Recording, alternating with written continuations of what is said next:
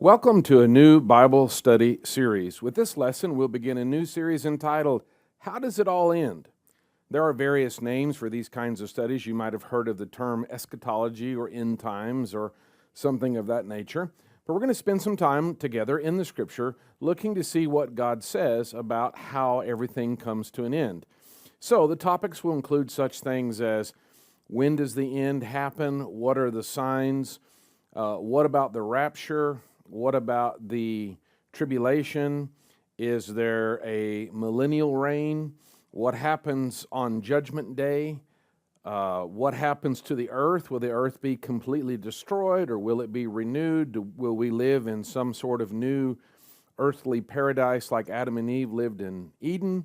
Or is it going to be in a more spiritual heavenly realm? There are a lot of really interesting questions that we're going to explore together. I do want to offer a word of encouragement. I'm going to do my best not to get down in the weeds too far where we lose track of the reason why the Bible gives us information.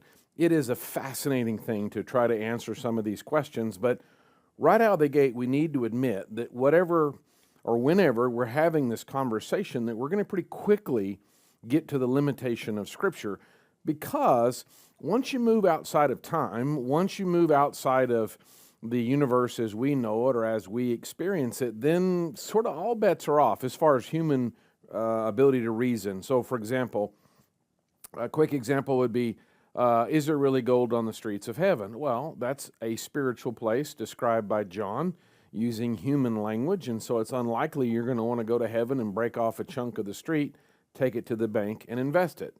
So we'll point out those kinds of things, and we'll try to notice those kinds of things. The other thing that we sometimes can get distracted when we get into end times, it's almost like we start looking for secret knowledge or like the secret decoder ring that'll unravel or open up things to us, and we'll have special knowledge about the when, and we'll address that probably in the very next lesson. But the real emphasis, it seems, that the Bible is giving to us, and certainly Jesus talks about, it's really not about the when, it's about who.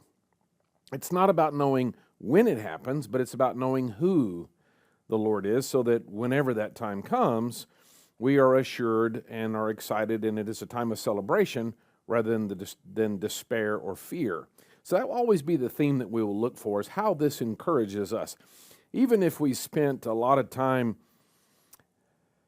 as sometimes can happen, well, this is exactly what this figure means in this prophecy and that back then and then now and in the future, we can kind of lose track of this is about living in Jesus, so that whenever, however, and whatever, it's all good. So really, we could probably go with a better title, so much of how does it all end, when probably typical cultural interest is when does it all end. We're going to talk about how it all ends, and really, we should be talking about why it all ends, or even in whom. So in the process of those subjects, we'll take it sort of on a topical basis. Like I said, the Judgment Day, the rapture, the tribulation, the resurrection, all those sorts of interesting topics. But that will take us into a lot of different scriptures. And so we're going to be in the book of Daniel, in the book of Ezekiel, the minor prophets. We'll certainly be in Revelation.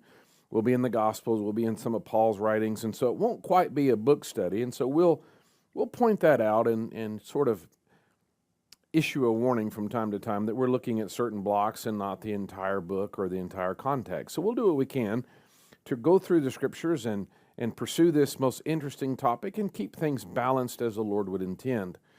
So I invite you to open your Bibles as we begin this conversation in Matthew chapter 24. I'll do my best to be honest with you about my biases and kind of where I'm coming from, because our perspective is certainly going to influence how we understand symbolic scriptures. We're not talking about the black and white scriptures, the thus saith the Lord, or 2 + 2 is 4, but more of some of the images and some of the analogies that we'll get into in some of the apocalyptical type of literature, or the figurative kind of language that we run into in some of these conversations. So let me tell you from the beginning that Matthew chapter 24 is my guide star. It is the standard that I use when I'm having this conversation or I'm studying any other scriptures. This is for me the standard that all other interpretations are measured against. Now, the reason why I say that is, for example, if you were to say the same thing about a particular chapter, let's say in Revelation or maybe one of the later chapters of Daniel, when you're in a lot of figurative language, that's pretty challenging to nail it down or to be real clear about it has to be this and nothing else. So I would prefer, and I believe it's wise, to use those scriptures that are much more literal to help us understand some that seems to be a little more figurative versus trying to do things the other way around.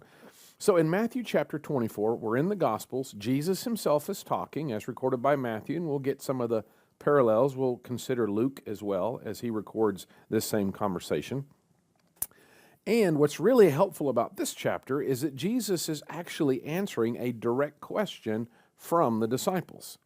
And so the things that are said, the principles, the theme, the overarching truth here is going to help us understand many things. Let me show you an example. So deep in Matthew chapter 24, we'll get to it in time, but we'll ricochet off of it in this lesson just to give you that example.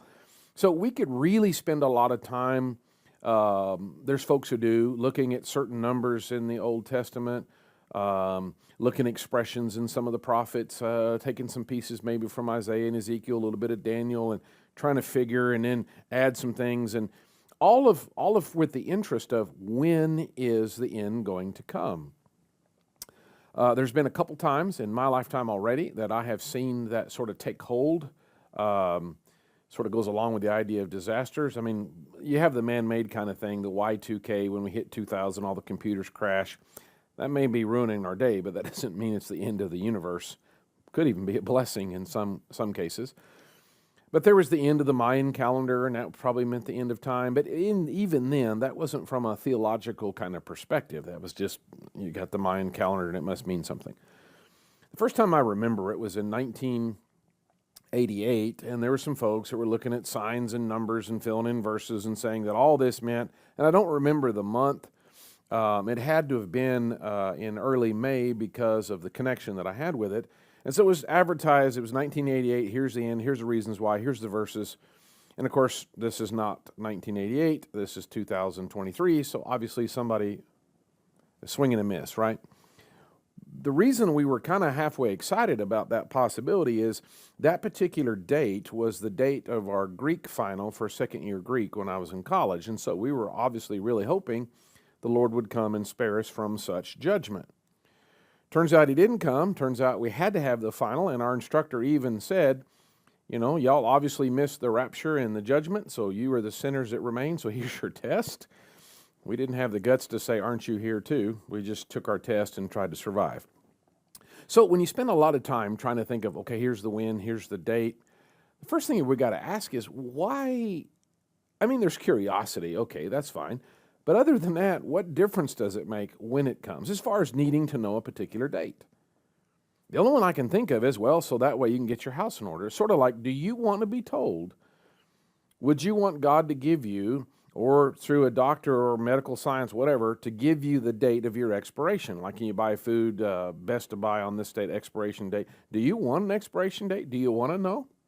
Well, kind of, but no. So to spend a lot of energy and a lot of fussing and potentially discredit oneself or the use of scriptures to try to find a date when, okay, so it's 100 years from now. Well, that doesn't do me any good because we all have our own end, right? We're all going to die sooner or later, and so we're all going to have our own end. So that's really what we need to be prepared for. So in chapter 24, verse 42, Jesus gives us the reason for this teaching, the reason that he's answering the disciples' question, and then thus the reason why the Bible talks about end times or how does it all end. He says in verse 42, it's the big therefore. So based on this whole conversation, which we'll back up and explore together, but therefore be on the alert, for you do not know which day your Lord is coming. So the reason to have this study is to be prepared, to be alert, so that when the end comes, we're ready, not so that we can be on the alert and get things right at the end, but rather we live in a way where we are prepared. And he uses the example of how a thief breaks into the house when no one knows he's coming. Verse 44, for this reason you also must be ready, for the Son of Man is coming at an hour when you do not think he will. Now that's what Jesus says, which means if I spend a lot of time with, okay, here's the date, here's the time, then it would be at odds with what Jesus said. He said he won't come when you think he will. So the argument could have been made in whatever that date was in early May of 1988, that was the one day for sure we knew that he wasn't coming because that was the day that people thought he would.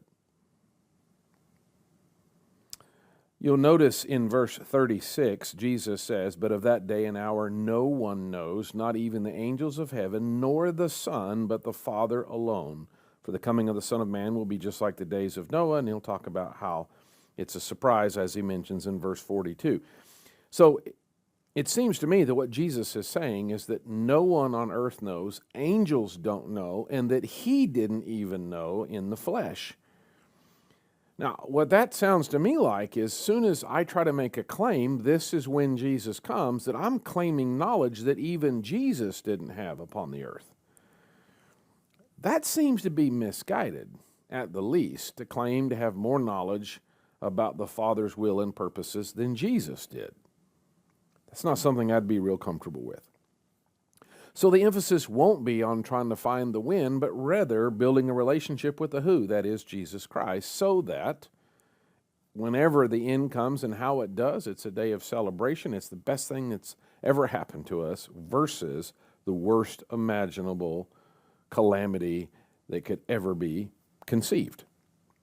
Okay, so let's go back to the first of the chapter, and we'll get just a little bit down this road. So Matthew 24 is, for me, the guide star to this entire conversation. So whatever I'm going to see in the book of Daniel, whatever I might understand from Ezekiel or from Revelation or from the Gospel of Luke or any other application, obviously it has to fit with what Jesus says. Truth always is compatible with truth. If there's some kind of disconnect, some kind of jar, some kind of disagreement, I've got something wrong. So in Matthew chapter 24, here's how this whole conversation starts. In the opening verse, Jesus comes out of the temple.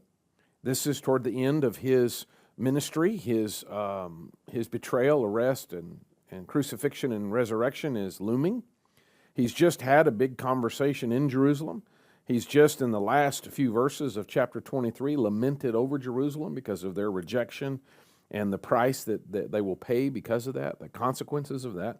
So he's coming out of the temple, verse 1 of chapter 24. He's going away when his disciples came up to point out the temple buildings to him.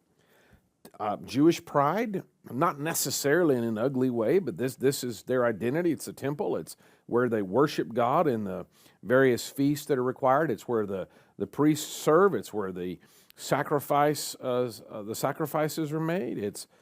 It is their centerpiece where God's presence dwells among his people. I mean, God's the one that told them to build it. So this is a big deal in a way that I think most of us probably can't imagine. There's just so much identity connection for the Jews. Now, as they're standing there, this temple's being rebuilt. Unfortunately, since Solomon's original temple, the thing has been torn down and rebuilt several times because the first thing that invading armies do is tear down the temple because it is a part of the Jews' identity. So when the disciples point out the temple to Jesus, Herod is currently remodeling and reconstructing and building onto the temple and has been doing so for several decades. So this is a long process and it will continue for several more decades. So they point out the temple, and he says, "Do you not see all these things?" Well, there's the first hint that he doesn't see things the way they do. "Do you not see all these things? Truly I say to you that not one stone here will be left upon another which will not be torn down."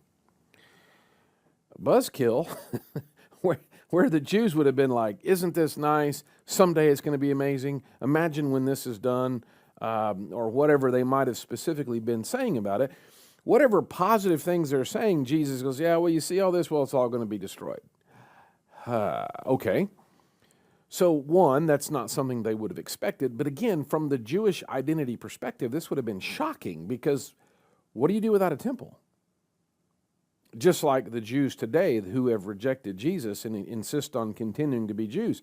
You cannot fulfill the law without the temple. Where do you have the sacrifices for sin? How do you gather for the required feasts of the Old Testament or the law? You can't do any of those things without the temple. Well, we know from history that in AD 70, Rome is going to come and they're going to sack Jerusalem, they're going to put down the rebellion, and they're going to destroy the temple. And that's going to create several interesting shockwaves in Judaism. Way back in Matthew chapter 3, Jesus talked about, or John the Baptist rather, talked about the axe being laid at the root of the trees for those who say we are Jews, that we are Abraham's descendants. Already John's talking about that day is going to pass when it's not going to matter whether you're related to Abraham if you carry his DNA or not. It's going to be about our faith and our walk with the Lord. Well, the only way you can be a Jew, let me back up. So the only way, as I've already said, the only way that you can practice Judaism or keep the law is if you have a temple.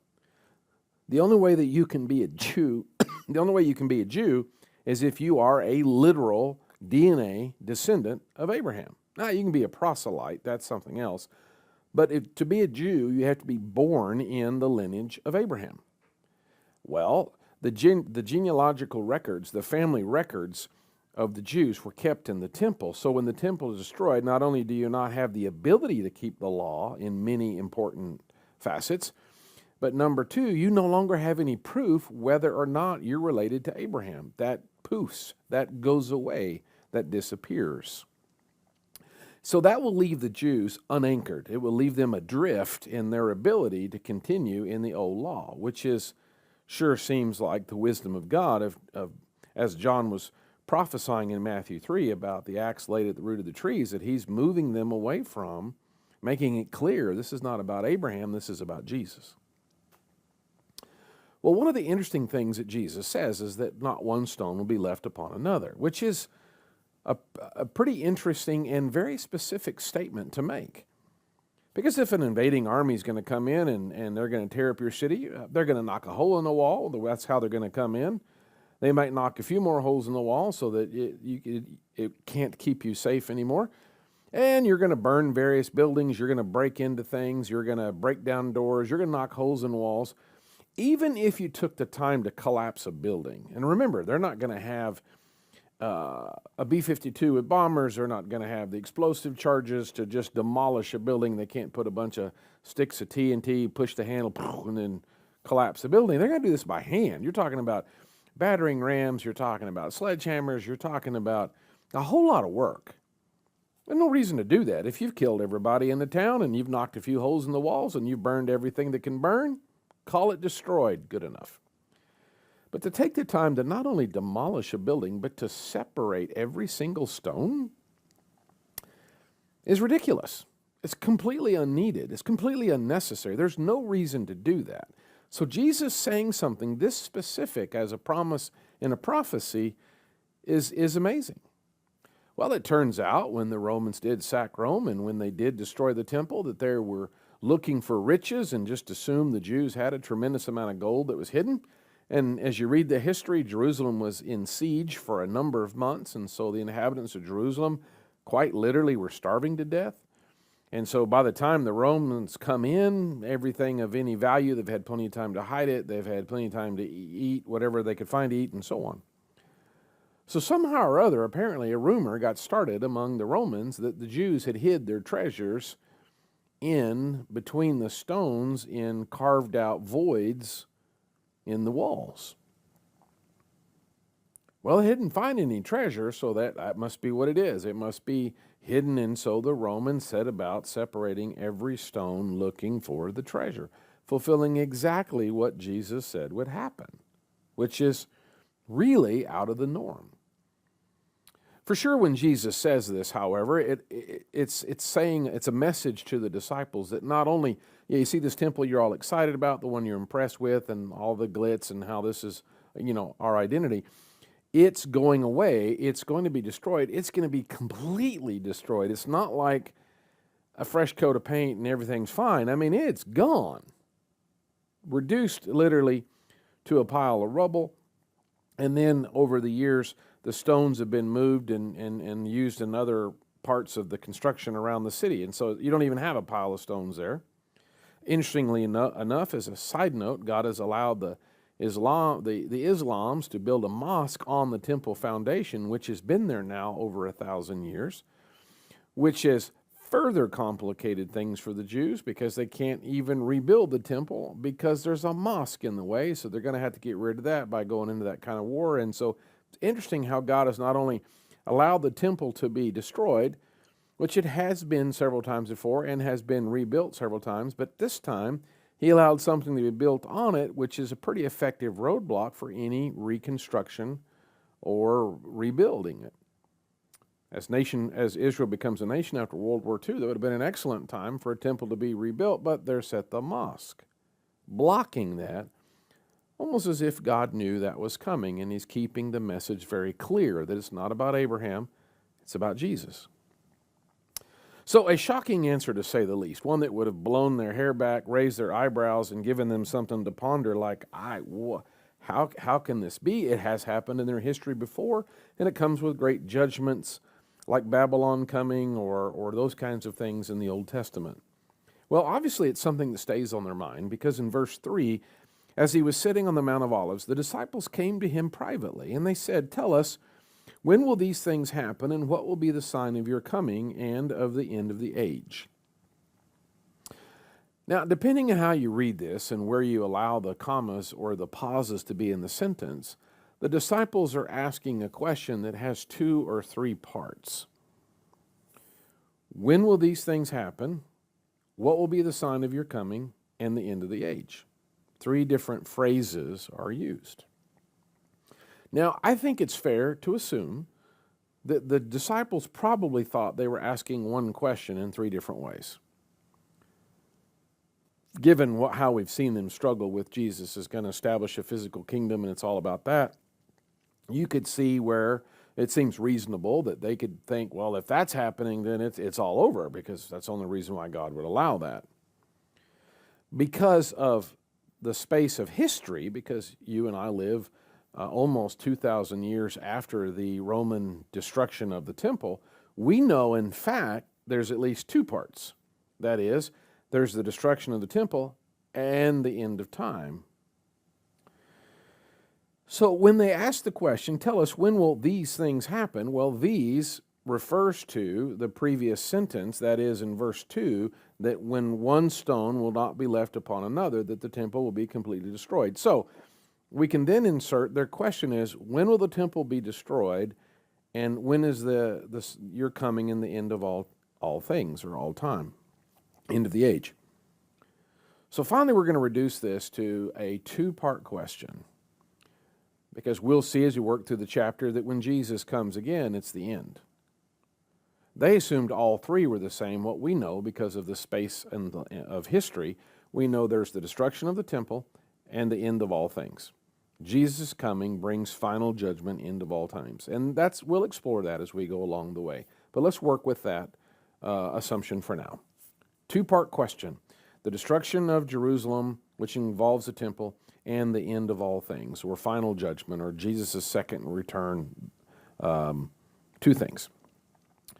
So they ask him that, and of course, they don't have the historical perspective we do, and they're certainly amazed the temple could be destroyed. And so Jesus begins to answer. So remember, Jesus is always answering a 2-part question.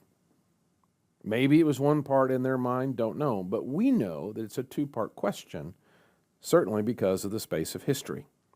So Jesus answered and said, "See to it that no one misleads you." Isn't that interesting? They want to know about end things, and the first thing Jesus says is, don't be misled. Now, why? Keep that in mind as we go along in the chapter, and you'll see again why this is a touchstone passage for me for this conversation. Because if he's saying, don't let somebody mislead you on exactly when it's going to be, don't misunderstand the dates, don't misread the numbers, but what he said in the chapter is, it's about being ready.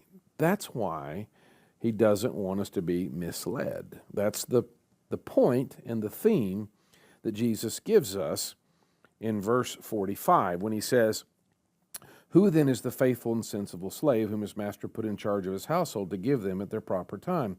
Blessed is that slave whom his master finds so doing when he comes. So the point is, be a faithful servant. That's how he ends this conversation in the final paragraph of the chapter. It's about serving faithfully so that whenever the end comes, we're faithfully serving. So the first thing he says is, don't be misled. So don't get off of, in any way, any idea that would move us away from serving faithfully no matter what. That seems to be his major point. See to it that no one misleads you. For many will come in my name, saying, I am the Christ, and will mislead many. You will be hearing of wars and rumors of wars. See that you're not frightened, for those things must take place. That is not yet the end. There were, even before Jesus, there were afterwards. Gamaliel talks about that in the book of Acts in about chapter 4, about how there's one who went out in the wilderness and claimed to be the Messiah. That happens shortly thereafter, after Jesus ascends into heaven. And it's certainly happened many times since. There's the group that went to South America and drank the Kool-Aid. There's the Waco, Texas, David Koresh. There's been and continues to be those who would claim to be the Christ. So he warns them, don't let somebody claim that and mislead you. And then he talks about when you hear about wars and rumors of wars, don't let that frighten you. Not because wars aren't frightening, but whether or not a war means it's the end of all things. Even in recent modern history, World War I was called the Great War because with it was an understanding it would be the war that would end all wars. Sadly, it did not. But at least in modern history, it's the first time that many nations around the world got involved in that war, and there were people who said, obviously, this is the end. And then the same kind of thing was said in World War II.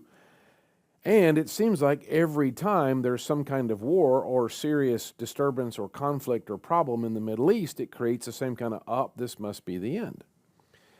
What Jesus says to them has been borne out in history, in the space of history, because how many wars have happened since Jesus said this? Or in the last 2,000 years, how many wars has there been? I haven't taken the time to research it. I just know there's a lot, right? We can think of a half a dozen pretty quickly between World War I and World War II, just that we're involved in as America. We've got the Revolutionary War, the War of 1812. We've got the Civil War. We got World War I, World War II. We've got Vietnam. We've got Korea. We've got Desert Storm. We've got Enduring Freedom, I think was the name of it. We've got Afghanistan. You got all kinds of places where people are trying to kill each other. So Jesus says, don't let that frighten you in the sense of, oh no, this is the end of all things. He goes on to say in verse 7, for nation will rise against nation and kingdom against kingdom, and in various places there will be famines and earthquakes. But all of these things are merely the beginning of birth pangs.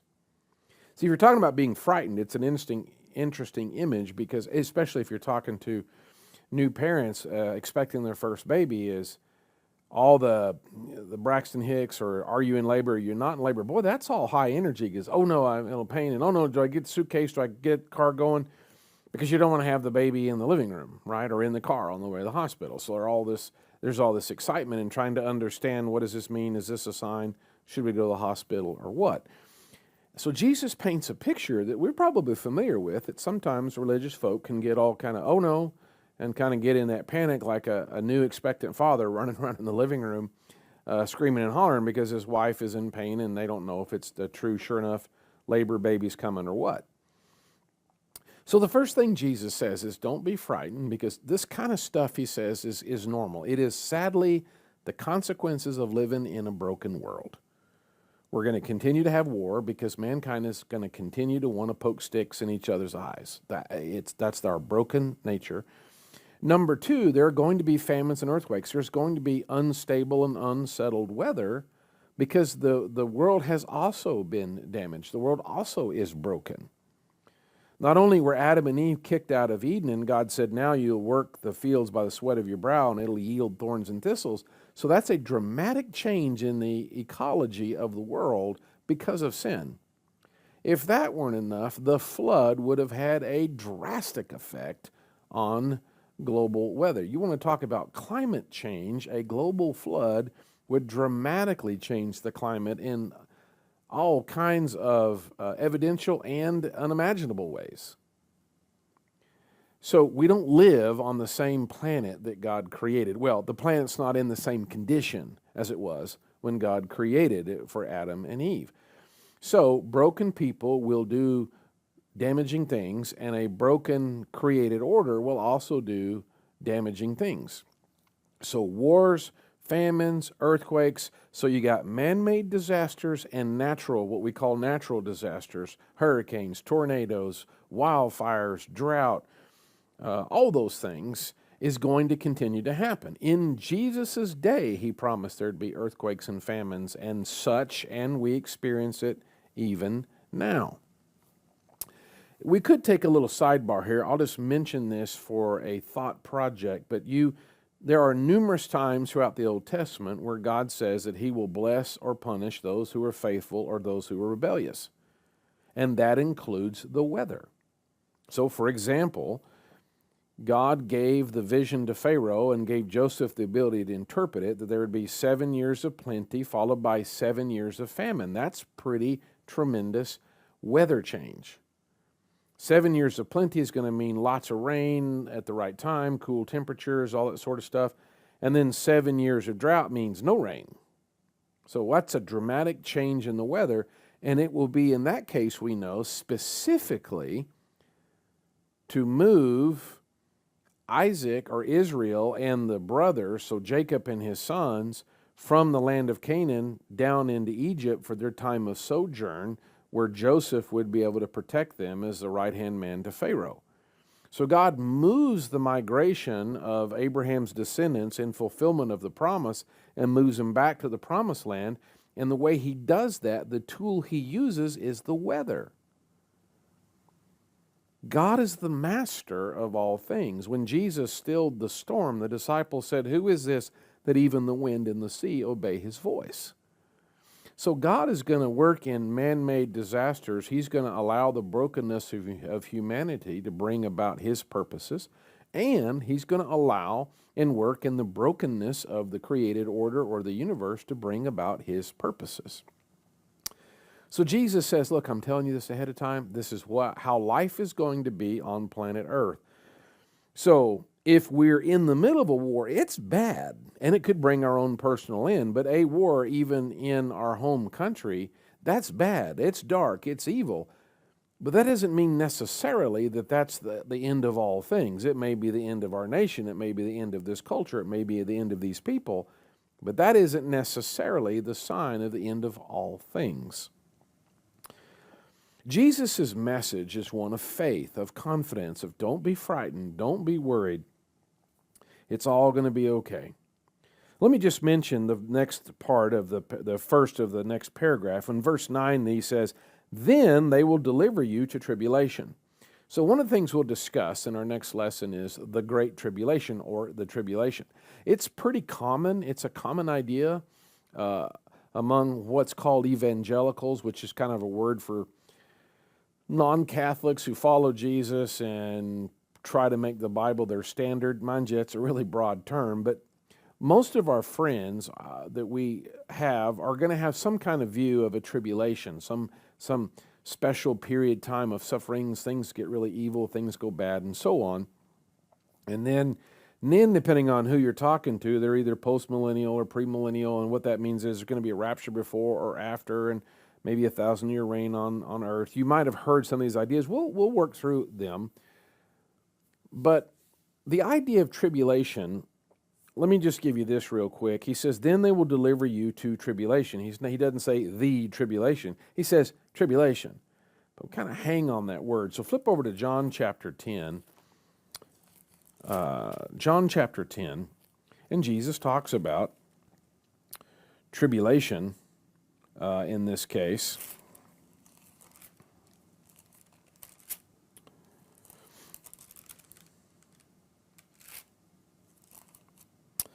John 16, I'm not sure why I was thinking John 10. So John, the Gospel of John, chapter 16. he's talking about what he's going to endure and how he's not going to be with them. And so the disciples, verse 20, oh, you're speaking in plain speech. We believe that you came from God. Verse 31, Jesus answered, do you now believe? Behold, an hour is coming and has already come for you to be scattered each to his own home and to leave me alone. And yet I'm not alone because the Father is with me. Listen to verse 33. These things I have spoken to you so that in me you may have peace. In the world you have tribulation. But take courage, I have overcome the world. So let's talk about that in the next lesson. Is there a tribulation scene piece? Or is he talking about, like the wars and the famines, that's how it is. There's always going to be tribulation. So we'll talk more about the terms of premillennial, postmillennial, and I'm going to tell you right now, I'm a panmillennial. I learned that word a long time ago. I really appreciate, because normally you're talking about, is the rapture before the tribulation, after tribulation, how's the 1,000-year reign work? What I like about being a panmillennial is I believe that if we're in Jesus Christ, it'll all pan out in the end. It's going to be just fine. And that, I believe, we'll be able to see clearly is the message and the point Jesus makes in Matthew chapter 24. So will there be a tribulation? We'll see. We'll talk about that in the very next lesson.